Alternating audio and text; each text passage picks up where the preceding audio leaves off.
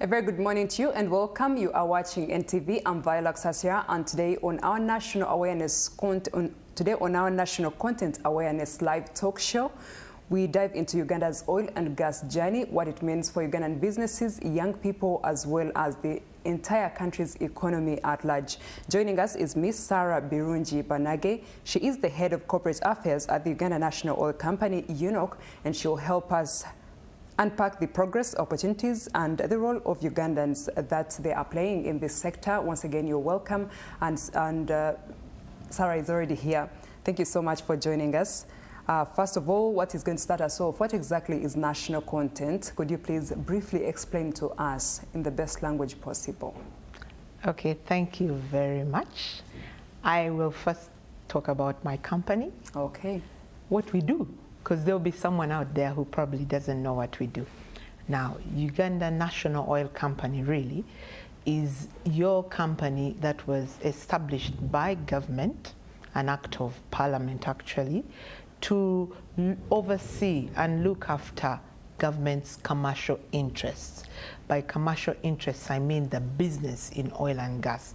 Because as a government, you can't do business, but you create a company like UNOC to run the business of the sector. So that's one key thing we do. We take care of the commercial interests of the government on behalf of government. And so we are wholly government. We have 51% shares held by the Minister of Energy, and we have 49% shares held by the Minister of Finance. So we are wholly government. But not only do we look after the commercial interests of government, we are also mandated to build capacity in this sector because it was a new sector and we need people who can run the sector after the experienced companies leave or those with not much knowledge leave. It's our role to train, to build capacity of both individuals and the actual companies so that they can be strong enough and solid enough to do business in this sector. So that's one role that we also do well. There's several other roles, but for these purposes of national content, I will stick to the business part and the training part. And so that's UNOC for you. Now, to your question, what is national content? National content really in the oil and gas context is where there is a deliberate path to make sure that you train citizens, you have businesses playing in this sector, and you have enterprises benefiting in terms of the goods and services. It's a deliberate participation of the businesses, of making sure our goods and services are utilized locally. Because you know, these other international companies that are in any sector can choose to import everything. Oh, yeah.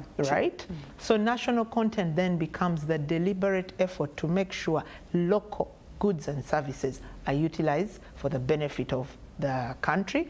You make sure that you employ nationals so that they grow, and then you make sure you transfer knowledge, you build capacity and transfer knowledge from the internationals to the locals, and then you also ensure, these are all deliberate, that you forge or create partnerships between local companies and the international companies, because that's when our companies will grow.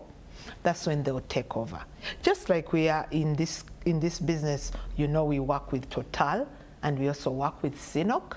Now, it's for growing purposes, it's for knowledge transfer purposes, and these are deliberate moves the country is putting in place. That is what is called national content. So when you hear us talking about how many Ugandans are employed, that's a deliberate move and a national content. When you hear, if I grow my tomatoes, pineapples, where will my goods be sold? Your local goods will be used. That's deliberate. That's national content. That is what national content is. You know, when you say content, I just think about social media. You know, we are now in an era of content. Everything is content. Yes. So I'm very, very keen on the word content. Yeah. Now you take it. Yeah, this you take as in the oil, and that's why it is in the oil and gas context. Yes. National content is using local things. Okay. Employment, goods and services, capacity building, yeah, because we are looking at the oil and gas space. Yeah. Yeah. I'm actually smiling. I can see someone's mind thinking content. Oh, we're about to get content from UNOC. So that's why it's important to add the oil and gas. Because then people begin to ask themselves, oh, what content can I do for oil and gas? How can I participate? In short, that's what they're asking for. Okay, so national content is actually our involvement as Ugandans, what we can bring along the value chain. So speaking about... that's the whole purpose, actually. The whole purpose, you've even mentioned it. Yes. So you retain value here in Uganda, right? And so that there are benefits from these projects. Because I'll give you examples. There are countries that have gone before us, all right, in the development of their oil and gas sector. And they do not thrive as countrymen, yet they have that resource. You've heard about countries that have very big resources under the ground, diamonds and God mentioned oil and gas, but they are not happy with that because everything is taken away from them. They did not have good national content for that resource as a country policy, meaning they don't retain the value in their countries, and so they don't benefit from the projects. What Uganda has done, we have researched on all that to know what we should do better, and that's why we are talking about national content awareness right now. Okay. You spoke about something very important, countries that focus on bringing in foreigners instead of their locals. So how easy has it been to transfer that kind of knowledge from then the international companies to us? How effective is it from your observation? Okay. Now, what actually happens, the starting point is the law. You have a very good law in place so that when these companies come, because you need them, they have experience, they have money, they have expertise, you need them. But the laws kind of are structured such that, yes, you come with all those things, but our people must benefit. And that's the national content we are talking about, that you will transfer this knowledge, and that at a certain point, it will be the local people running the show. That you will build this capacity, you will train this number of people while you are there, such that after maybe this number of years, our people are doing this work. And that when you come in our country as an international company, you will not come with the oranges and mangoes. We have our goods here and you will use those. But you can't do that by word of mouth. You create a law that ties that in. Then in that law you ring fence, and that is what is happening in Uganda. There are 16 areas that are ring fenced strictly for Ugandans. There is no international company that can do them because we have surveyors here that's surveying, and you know, when people come into this country, I mean, those companies, they needed to survey the land and all that. Environmentalists are here. So things to do with environment, surveying, transportation, logistics, truck driving, you know, even at the high end of engineering, drilling, because we have engineering engineers, we have drilling engineers who have studied those things. My role, your role, administration, communication, HR, there are 16 areas that we as a country are sure we have the capacity to do. And so they were ring-fenced that no international company can do them. Those kinds of very good laws and policies in place is what is helping us as Ugandans. Wow, that's so impressive indeed. So let's talk about now the available opportunities for Ugandans and Ugandan businesses, the young people. I'm sure right now, though you've explained, a lot of people are excited. They're like, oh wow, there is actually opportunities. So please take us through the opportunities available along the value chain. Okay, when we talk about opportunities along the value chain, it's important, first of all, for people to understand what is the value chain, what is the along where, you know, because yeah, in the oil and gas space, where we operate right from the beginning to the end. It's a full circle. In some countries, they operate partly, but as we start at the beginning, we operate in what we call exploration. We are there in the development, which is the phase we are in now, before first oil, right? So that's the first point of the chain, the value chain, which we term in our language as upstream. Upstream is basically remove the oil, crude from the ground to the surface. You have explored, you are developing facilities, it's at the surface. There are opportunities there, opportunities of geoscientists that the people are taught at Makerere. They have that knowledge.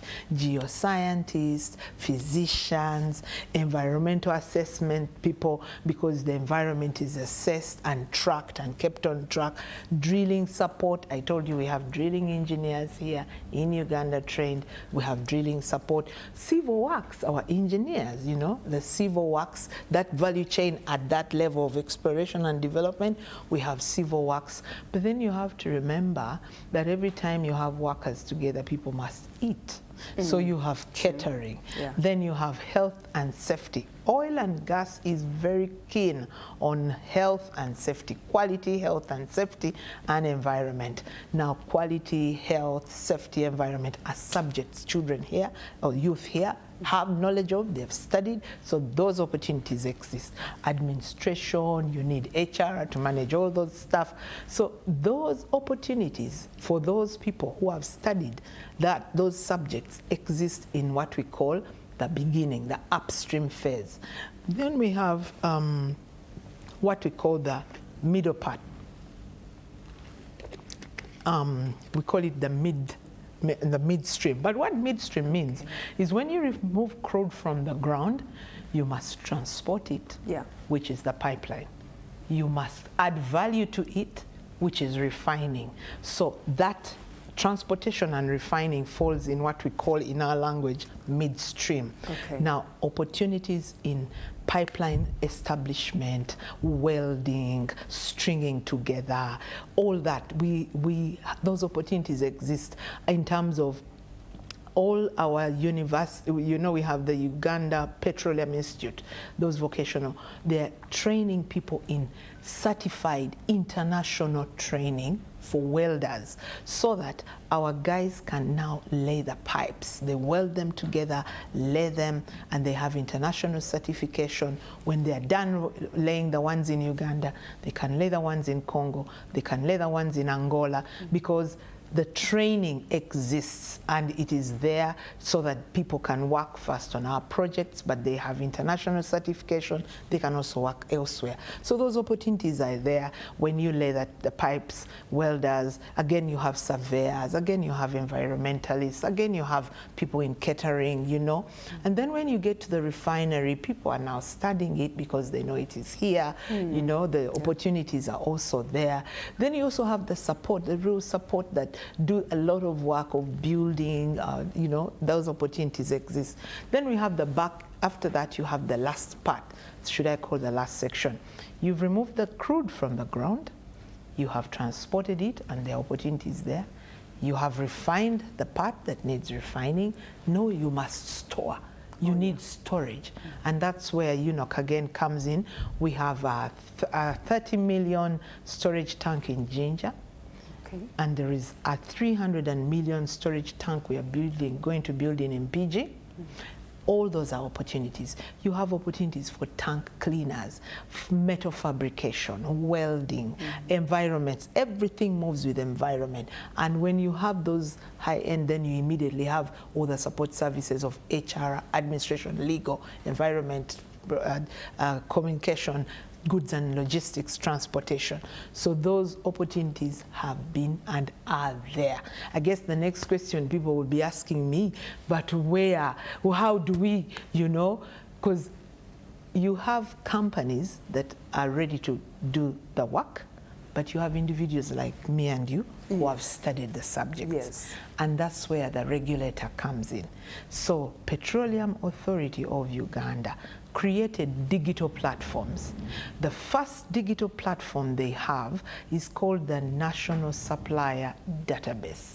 The National Supplier Database is where any company ready and wants to tap into these opportunities that are numerous that I'm talking about, that's where they go, because they're not going to go, we are not going to go looking for people left, right, and center. There's a central repository where we will check, and that's the National Supplier Database. It's the digital, it's on their website, and companies have registered there. So they register that me, I'm into environment. Me, I'm into food. Me, I'm an engineering. Me, I do transportation and logistics. Us, we drill. We have heavy equipment, you know. They register there. And so that's where they're drawn from, and they have been drawn from there because their testimonies about that. Then you and I, who have studied, and we are individuals. We are not companies. We are not companies. We register on another digital platform called the National Talent Register. Okay. My talent is surveying, my talent is speaking, my talent is HR. So we are a pool there, and that's where we are shopped from. Because by the time you are registered there, you have the qualifications and you can do the work. So that's why this awareness is here. We have not stopped. It's been going on for a long time. I'll tell you for a fact that PAU, the regulator, went to different districts talking about this National Supplier Database, asking companies to register. That's the only way you will participate in oil and gas. And companies registered there, they exist. They did the same with talent, I mean individuals with talents, which we call the talents, basically training. They all registered and they are there. I can give you some statistics after in terms of how many companies are registered and how many have been able to get business because they are there. So in terms of first I'll talk about the locally produced goods and services. Remember I told you that national content is deliberate, that you use our goods and services, and that means you're on that register so that we can use them. In terms of money, they have the different companies between 2017 and now 2024. The statistics show that the licensees, which is Total, CNOOC, those who are in the business with ourselves, have awarded contracts worth $5.3 billion on goods and services alone. And out of those 5.3, 2.12 was local. There were local goods and services. That's a representation of 39%. How did they get there? They were registered. They were on the database. They were prepared, and they have participated. They went to Ugandan entities. That's as simple as it gets. And in terms of small and medium companies that have been trained, remember I told you about goods and services, but I also told you national content is deliberate on training. We have trained small and medium enterprises to date 2,700. So when they come in, do they actually require to go through training first before they perform what they are able to perform? Yes. You see, once you're registered, this sector has been new. You need some training to win a bid. Because the whole purpose is they want to win deals. They want to win a bid. You need training to understand, how do I get onto a deal? How do I get a bid won, a contract awarded as me, Saran Company, you know, a small and medium enterprises. So we took them through training, and that's to fulfill the other intentional thing we do. You must train companies, you must train individuals so that they are able to participate and benefit in this whole business of oil and gas. Okay, and you spoke about you know, PAU moving around the country and asking these people to register. Exactly. After they registered, the database. Exactly. I just wanted to ask a question about the local community where the activities are taking place. Exactly. How easy was it to incorporate them along the value chain, especially if they're not trained? or they're not qualified? No, they qualify. So in that registration, there is what we call community content.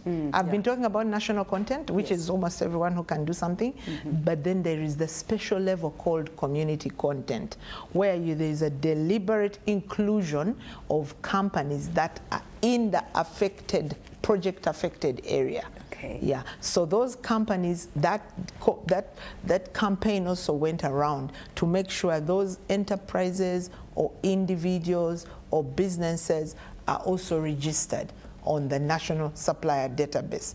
And once then you're registered, the training starts to prepare you to actually put in bids, win contracts, do the work. Does that mean that it was also open for the locals that did not know anything to do with what's required?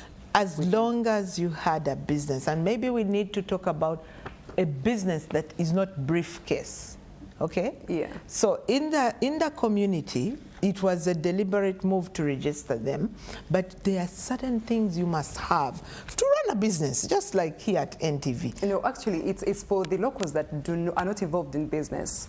Do they have a chance to benefit? The individuals, you mean? That are not involved in business. Oh, yes. Kind. Yes. Because the activity is mainly in their place. Yes. Now, these are the people who are given a first opportunity in terms of the work they can do. Because you see, there is employment which is direct, as in you need to employ a local person maybe to look after this or to do the other. So these local people have benefited either through direct jobs or indirect jobs or induced jobs, because they supply products. They have been trained to create farmer groups have been trained to make associations, grow their crops, make sure that they meet the quality that is required, and they do supply. Now those are businesses or associations, but even individuals. All the resettlement houses that were built when people were being moved, the labor came from the local community.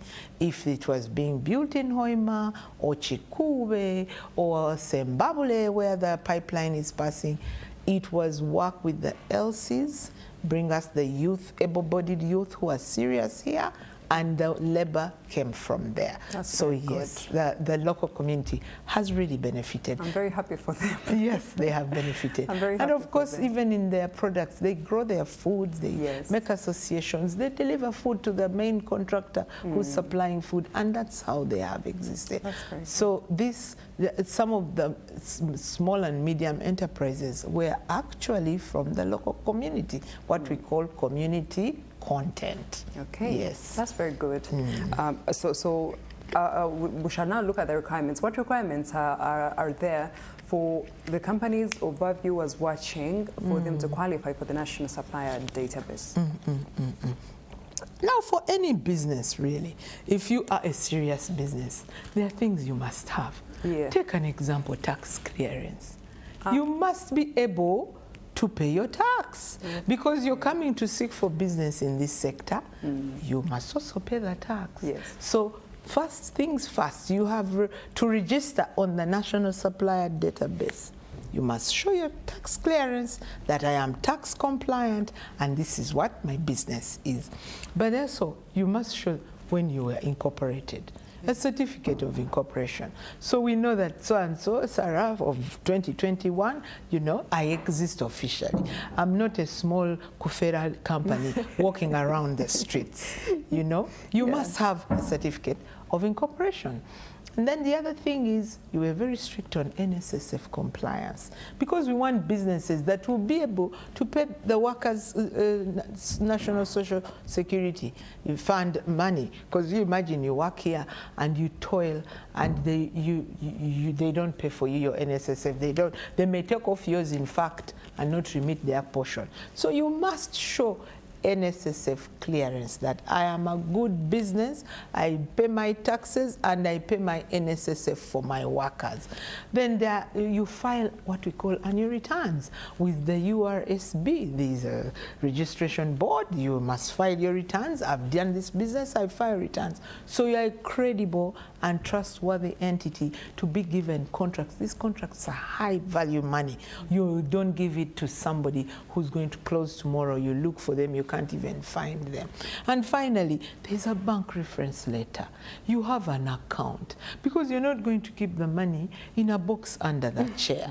You know, you must be real. You must be traceable. Yeah. You must have a reputation.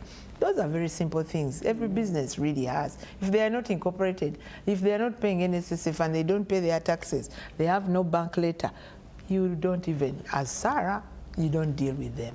You even, as you wouldn't deal with them. So those are the things you need. And then once you have them, it is a digital platform. You go to the PAU website and register. That's all that is required. Hand in that paperwork, you're registered, you're there.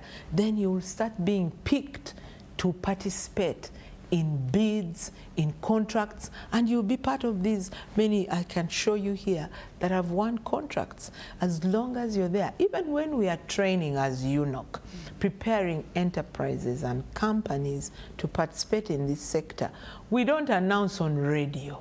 No, it's not for everyone. It is for the serious ones that have registered on the National Supplier Database. So we just go to the database, send them emails, because they are the ones who are serious. Otherwise, we'll get anybody and anyone. So those are the people that come and they turn up seriously. We take them through, how do you write a bid? What do you include? What are the different things? You show Ugandans are employed by your company. You show you are keen and good at safety, environment issues. You know, we train you and take you through all the tips and criteria to make sure, surely, that you will win some bids. At least you will be part of the cake of the oil and gas sector. Does that same process go for on the individual talent register? Now, on the individual talent register, you must remember, we're registering talent. You're already a renowned environmentalist, surveyor, engineer, human resource, drill engineer. So you have your qualification. All you wanted was visibility, to be seen and be picked. Now, the training there is you have it. So what then follows is you're picked so that you are employed in the sector like I am. You know, you already have the training. But when you're in the sector and you're working there, yes, you can be upskilled. You can be, knowledge can be added onto you, because in the oil and gas space, learning never stops. And if we look at the people who have been trained, I'll tell you, we have trained welders at Uganda Petroleum Institute. We have trained in terms of statistics. Let's look at some of these training statistics and things that have happened. In terms of capacity building, all right, over 14,000 Ugandans, 14,000 were trained in that qualification I told you, international certification of either welding, metal fabrication, heavy goods vehicle movement, you know, equipment and scaffolding, dealing with metalworks, because this industry is mainly metalworks, okay? Now, they have that certification, it's international and is recognized everywhere. They can work outside here. So far, this is the number that has been trained. In terms of the enterprises, those that we have developed, so that once they were on the database, they have been skilled to participate and win deals. There were over 2,700 entities have been trained over the last 5 years, okay? And we've been training them in workshops, okay? Conferences, because 5,900 came for workshops, development workshops, 2,500 were in conferences, and out of those, several have actually won bids. You know, they have won bids because they have been vigilant at attending workshops, conferences over the last 5 years. That's how they are spotted. And then I told you about, in terms of money that people have got in their pockets because they participated and they were awarded contracts. So far, okay, I said over 2.1 billion US dollars have been awarded to such local companies, which is a representation of 39%. Okay. And if you look at them, You know, they're your day-to-day. By the way, NTV and UNEP, they are because some of these companies are actually media-related. You know, if you look at them, they're media-related. They have been winning bids. They've been trained. They're on the database. These are some of the companies. Some of them were even in tier 1, as in that top qualification of awarding. Okay, these are Ugandan companies. These are lawyers. You can see these are lawyers. These are Living Earth, must be doing with environment. True North, these are human resource. MSL, these are logistics. You know, City Medicals, they exist in Hoima, have ambulances, you've seen them. These are Ugandan companies, and they're on tier 1. If you look at tier 2, look at these, okay? These are hotels, the hotels in Nina Interiors, this is a furnishing house, you know. These are lawyers, okay? These are hotels, graphic systems, New Vision, you know, things that rhyme with home. Why? They want the database. They have benefited, they've got contracts and money in their pockets. And it all started with registration. They were credible entities and trustworthy. Now, you remember I also mentioned that there are companies in national content. It is intentional that some companies actually make partnerships with international companies because of the skill and the expertise and the knowledge transfer. I was actually going to ask you a question about what available support is there for companies that might want to later expand into, for example, diamond producing countries and other places. Yeah, so our companies in national content, there's also that deliberate effort to make sure if you don't have all that knowledge, you can partner with somebody international in the industry so that who has industry experience, so that you grow your business, but you also win some bids, because some of the contracts require you to have a certain level of experience, which you may not have locally as Ugandans, but that is acceptable. And in fact, it has happened so that you can bid. There were 66 such ventures, we call them joint venture, where NTV partners with another international, maybe let me give just for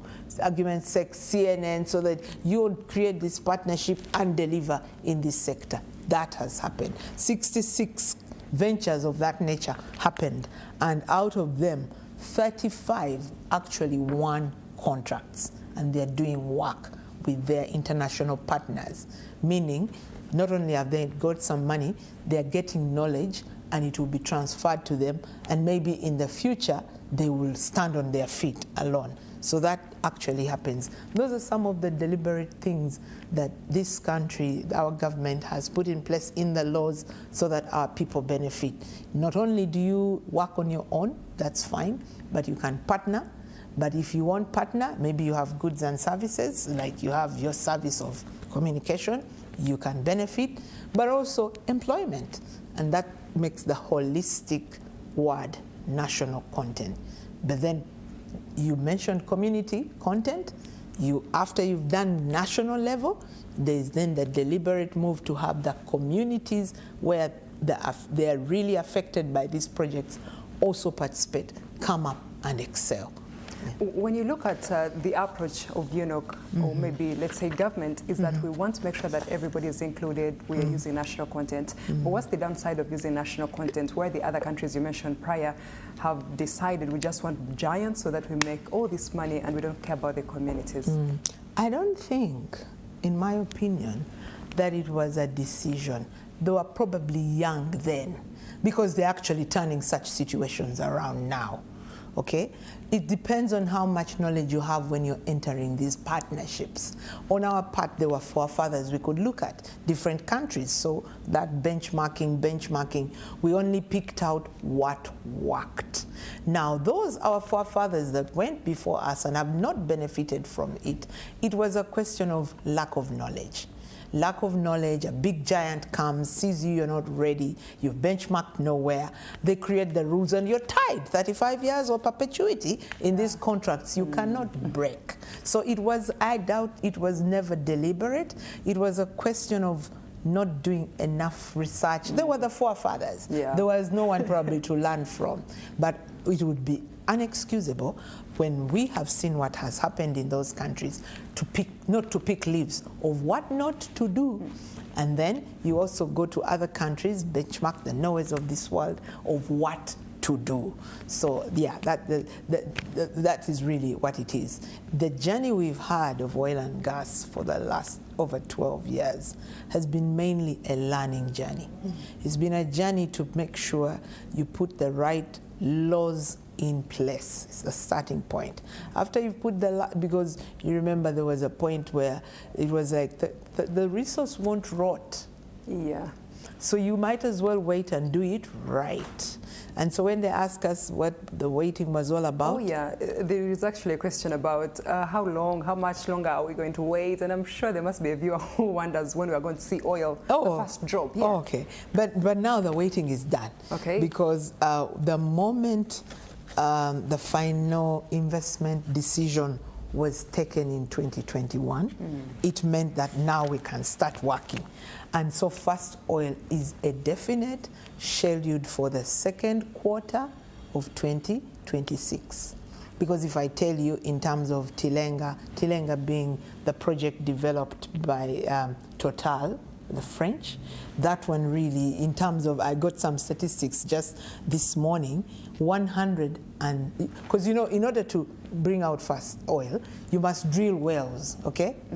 Now, out of those wells, they're supposed to have drilled 170, they have drilled 164, which is 97% ready for us to have fast oil next year in the quarter I'm talking about. That's Tilenga.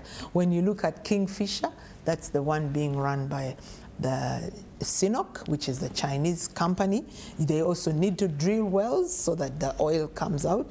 They had to drill 19 wells for fast oil, and they are all drilled. So you can see we are really at the tail end of things coming, and they are coming.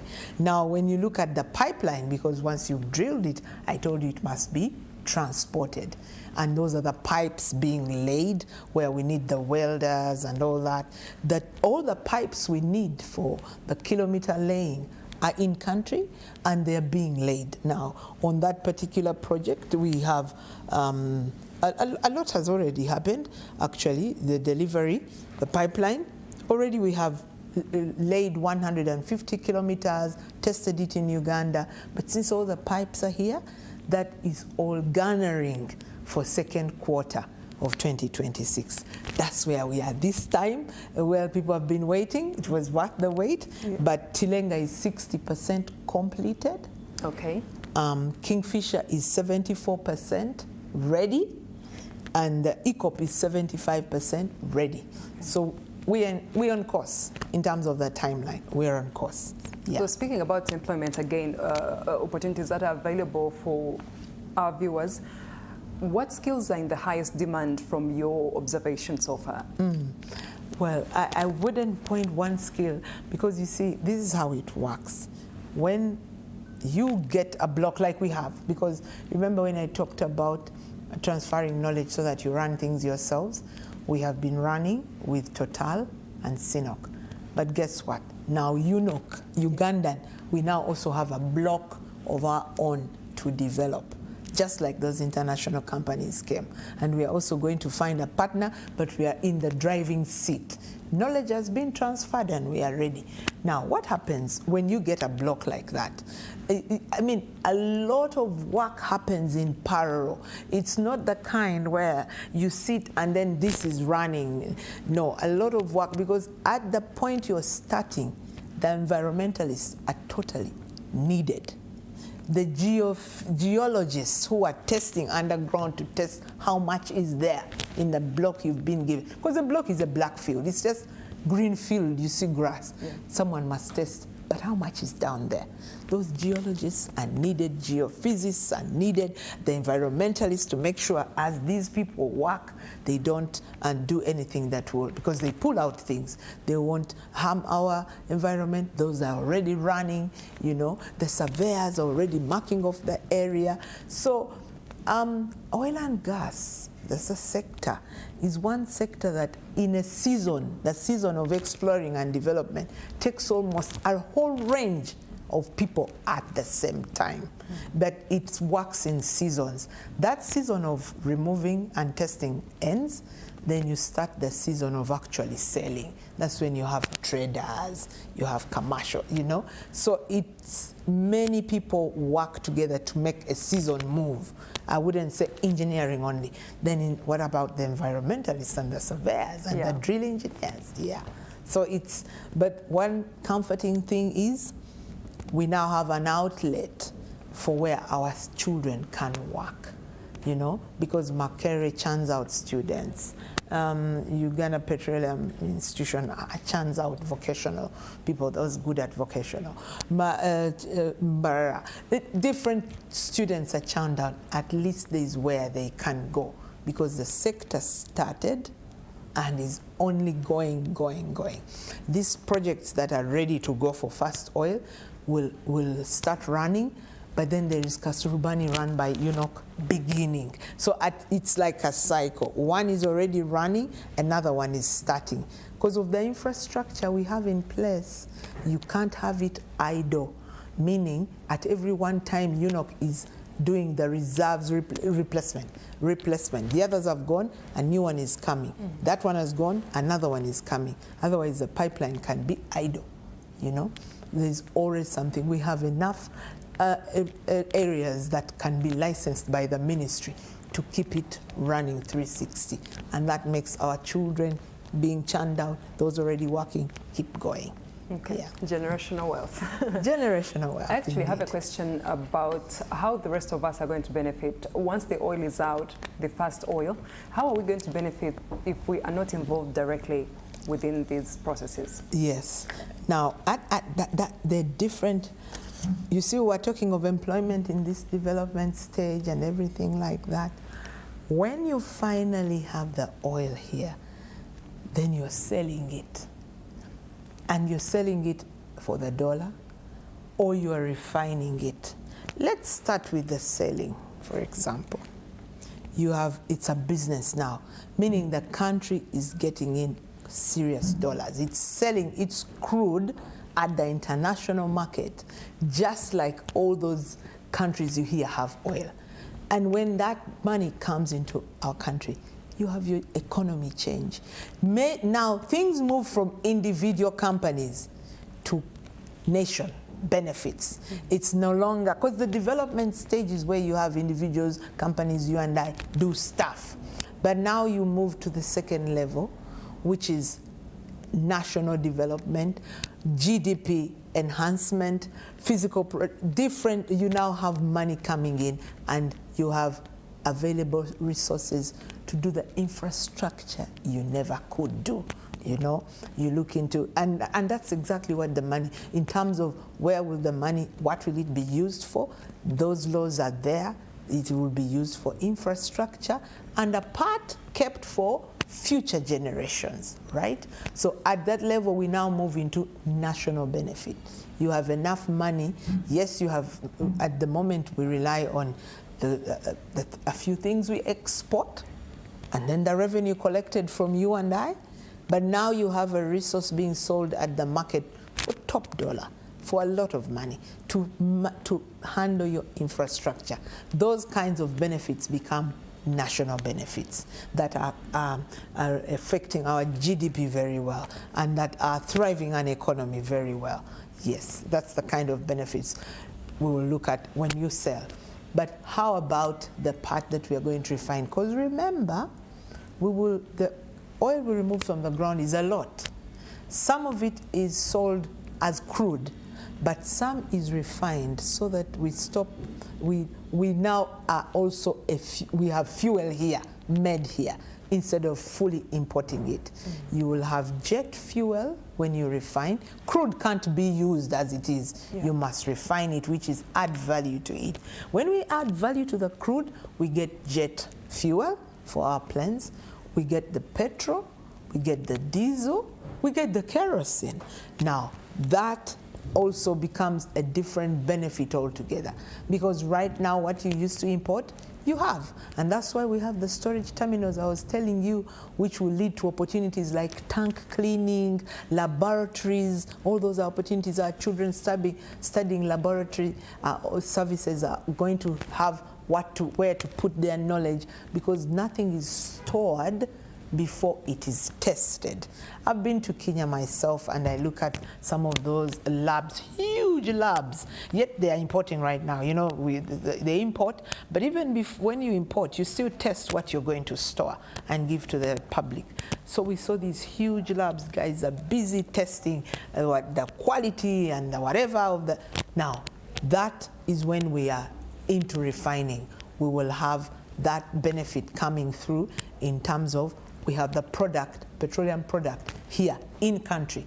But that is not all. Every time you refine crude and get the fuel that you use in your car, there are residues that remain. Those residues have propelled countries, because those residues serve as raw material to several industries that develop. Take an example. When you refine, the residue you get leads to a raw material that creates all the plastics that we need in the country. Okay. At the moment, the raw material is imported for all these plastics you see. I'll give you an example, the medical world. Have you ever thought about it?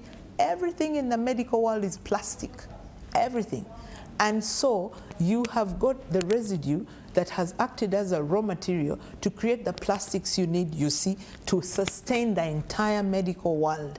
All these paints you see, every paint has a raw material coming out of refining crude, all the paints. Okay. Even the rubber we're stepping on, the carpets, all these carpets, synthetics, the residue that input, the raw material that creates them is as a result of refining crude.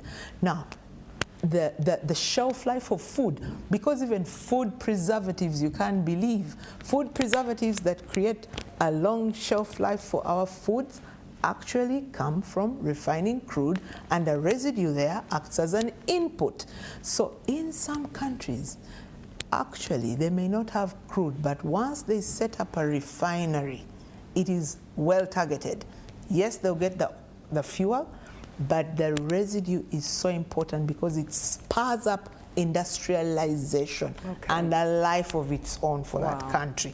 The industrialization paints this glass, every glass in a home, this tapered glass, fiberglass, the residue is from refining, and then it acts as a raw material for the glass, rubber, every tire, it's massive. Plastics, it's paints, really huge. Food preservatives, carpets. I mean, when I wake up in the morning, we are surrounded even here.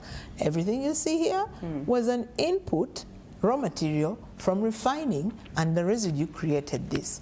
So I see a very huge kind of growth from that sector, that it can literally propel a country further than it ever imagined to go. And that's what we are looking at. We have what we call a planned, which we are now developing, the Kabalega Industrial Park.